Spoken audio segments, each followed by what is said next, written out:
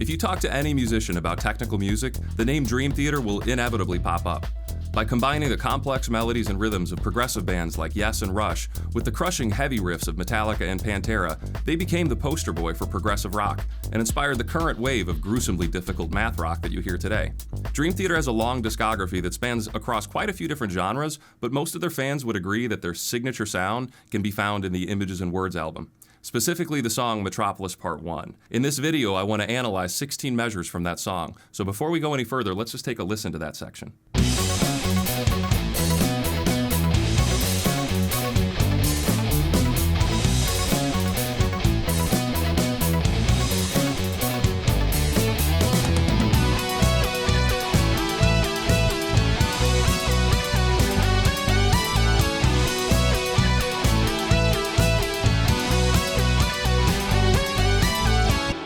Now, when I first heard that, it totally blew my mind. I had no idea what was going on, much less how to recreate something like that.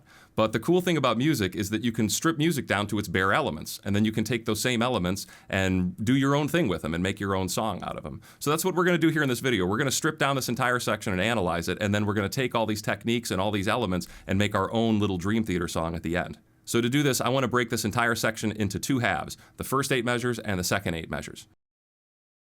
So this rhythm guitar part contains a lot of information to decoding the rest of this section. Here's what it sounds like all on its own.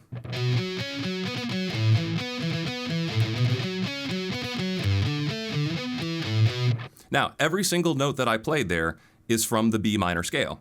And this riff kind of focuses on the note B, so I think it's fair to say that we're in the key of B minor here. But this doesn't sound very minor-ish. Right? Minor we usually associate with like dark and sad. This doesn't sound dark and sad. This sounds very widened out, kind of hollow, kind of weightless. And there's a reason for that. If we take a look at the chords that this riff is outlining, we'll see that it's basically outlining the notes of a B suspended 2 chord, and the notes of an A suspended 2 chord, and the notes of a G suspended 2 chord.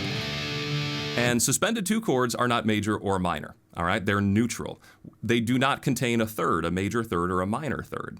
Without that third, they are just kind of in between, and that's a great technique for a composer. If your stuff is sounding too bright or too dark, if you're using major chords and it's too bright, or if you're using minor chords and it's too dark, just try using a suspended chord instead, and it'll kind of dilute the bite of that chord. I mean, for example, if I played that same chord progression with full major chords and minor chords, you can guess how much more color would come out of it. Right? It's very melodic, but that's not happening yet in this section. This section is supposed to be this wide, stretched out, kind of hollow section. And what also helps there is he's not phrasing them actually a suspended 2. He's playing that second note as a ninth. The ninth note of a scale is the same thing as the second note of a scale. But when you have those wide interval jumps like that, it helps kind of create that stretched out feel. Now, we don't need to go too into detail for the bass guitar because the bass guitar is doing pretty much the exact same thing the guitar is doing here. So I want to explore the time signature a little bit more. And to do that, let's talk a little bit about what the drums are doing to accommodate this time signature. Now, there are multiple ways to interpret the time signature here, but I think it's very easy to think of it as alternating measures of 6/8 notes and then 7/8 notes. But you can also think of it as a large measure of 13/8 or even a huge measure of 13/4. If we take a look at these first 2 measures, Mike Portnoy marks the beginning and end of each measure with a kick drum, and this helps give separation between those 2 measures.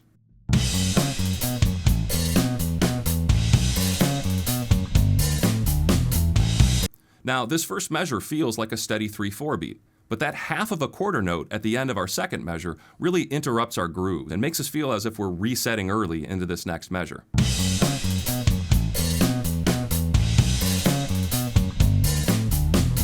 So as you can see, even quarter notes won't fit into these 2 measures.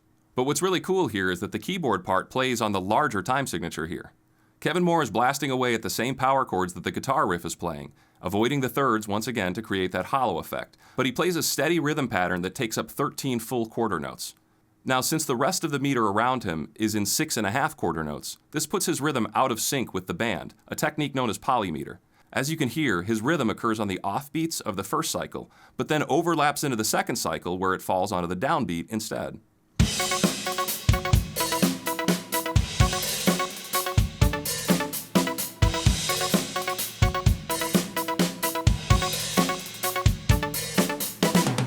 Now this is a pretty common Dream Theater trick. You take an odd time signature like 9 or 11 and you layer a steady kick drum underneath that.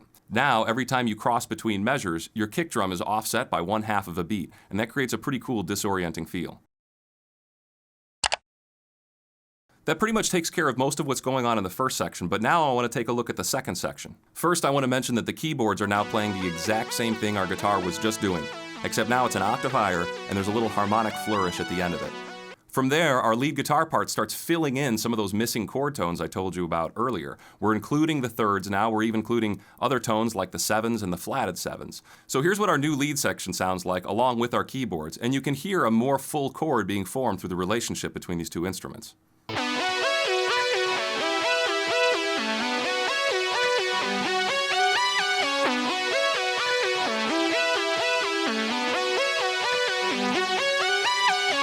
Notice that we've lost that hollow feel. We still feel stretched out because we're still doing those wide interval jumps, but there's a lot more color and there's a lot more flavor going on here. Now, do you remember how our keys were playing like a 13-beat pattern before? Well, now our bass player is doing the exact same thing. So John Myung is playing eighth notes and eighth note rests, outlining the same chord progression. But once again, every 2 measures, he goes out of sync with the rest of the band, being on the downbeats for the first 2 measures and then being on the upbeats for the next 2 measures.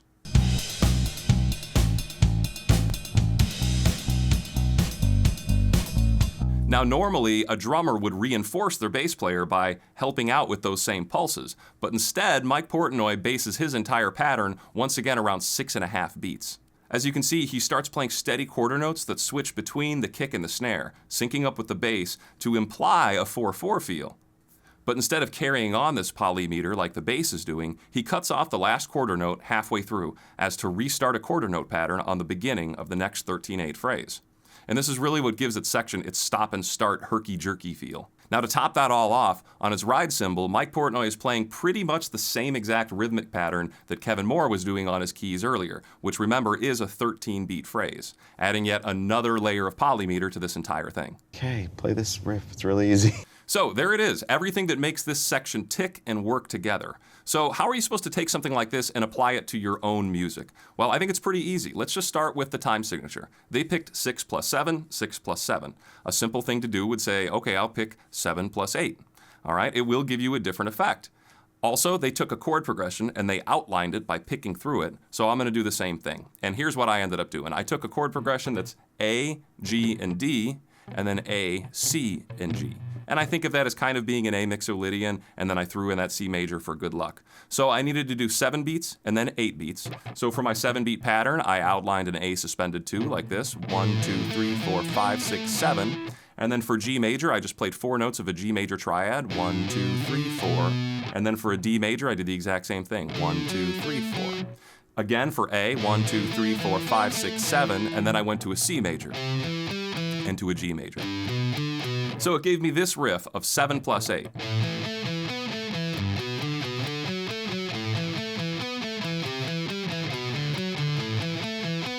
All right, so kind of a neat little riff. The next step was to layer in some keys that were doing something polymetric on top that stretched between these measures, an even pulse. And then I also had the bass guitar mimic the exact same thing the guitar is doing. From there, I had to craft the second section where, just like Dream Theater, I started filling in extra chord tones. I added in some fourths and some sevenths, and I tried to insert a little bit of rhythmic interest so it wasn't just, constant eighth notes all the way through. But either way, here was the end result of basically taking all the elements I heard of Metropolis Part 1 and putting them into my own permutation of those same elements.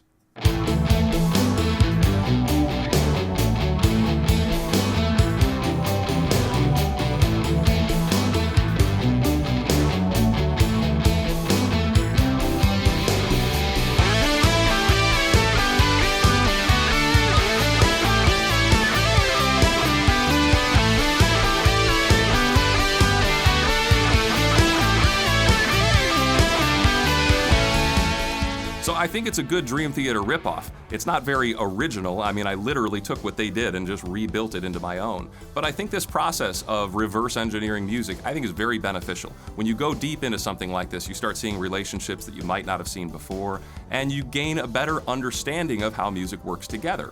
It also becomes very simple to recreate music if you are good at this process of just looking at the elements of it. It's much like if you were a good chef and I gave you a pie, you could probably just eat it and be like, hey, there's cherries, there's some molasses, a little bit of salt. You could go home and make a pie that's pretty similar.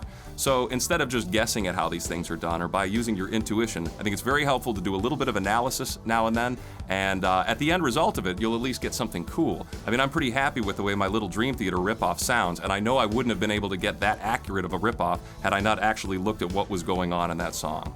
So I hope you enjoyed this video and I hope you learned something from it. If you do enjoy stuff like this, please like, subscribe, all that good stuff, and I will plan on seeing you soon.